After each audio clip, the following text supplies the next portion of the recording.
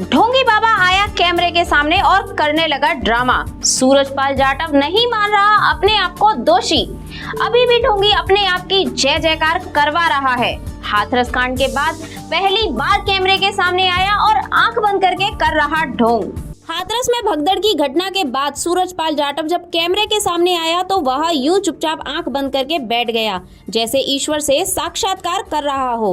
हाथरस में भगदड़ के बाद से फरार सूरजपाल जाटव और ढोंगी बाबा जब पहली बार कैमरे के सामने आया तो काफी देर तक वह आंख बंद करके ही बैठा रहा।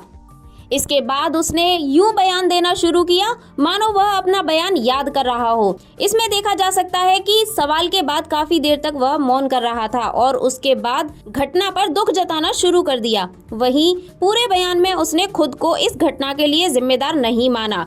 ढोंगी ने कहा, सरकार से यही अपेक्षा है कि अराजकता फैलाने वाले तत्वों को बख्शा न जाए। बता दें कि घटना के तत्काल बाद से ही भोले बाबा फरार हो गया था। वहीं उसका फोन बंद भी आ रहा था। हालांकि घटना के बाद उसने 4 लोगों से फोन पर बात की थी जिसकी कॉल रिकॉर्ड मिली है। वहीं इस घटना का मुख्य आरोपी और 1 लाख की इनामी देव प्रकाश को गिरफ्तार कर लिया गया है।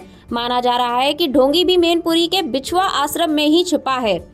ईश्वर से साक्षात्कार नाटक करने के बाद ढोंगी जाटव ने बोलना शुरू किया। उसने कहा, 2 जुलाई की घटना के बाद हम बहुत ही व्यथित हैं।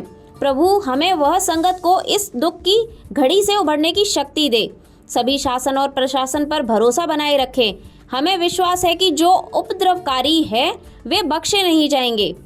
हमने अपने वकील डॉक्टर AP सिंह जी के माध्यम से कमेटी के महापुरुषों से प्रार्थना की है कि दिवंगत आत्माओं के परिजनों और इलाजरत घायलों के साथ जीवन पर्यंत तन मन धन से खड़े रहें, जिसको सभी ने माना भी है। सभी इस जिम्मेदारी को निभा भी रहे हैं। सभी महामन का सहारा ना छोड़ें। वर्तमान में ही वही सहारा है। सभी को समृद्धि और सद्बुद्धि होने की इच्छा रखते हैं।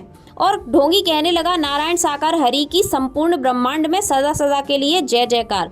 दोस्तों, वो ढोंगी अभी भी अपने आप को दोषी नहीं मान रहा है। BSF चीफ मायावती ने कहा कि देश में गरीबों, दलितों और पंडितों को अपने दुख दूर करने के लिए भोले बाबा जैसे बाबाओं के अंधविश्वास में नहीं आना चाहिए। उन्होंने कहा कि बाबा साहेब के पथ पर चलकर उन्हें अपनी किस्मत बदलनी होगी। मायावती ने कहा है कि हाथरस कांड में ढोंगी सहित जो लोग भी दोषी हैं उनके खिलाफ सख्त कार्रवाई होनी चाहिए। सरकार को राजनीतिक स्वार्थ में ढीला पड़ना नहीं चाहिए। इस ढोंगी को अभी तक अपने किए का पछतावा नहीं है और ना ही शर्म है। दोस्तों, आपकी क्या राय है इस ढोंगी के बारे में? आप अपनी राय हमें कमेंट करके जरूर बताइएगा। Bureau report TNF today.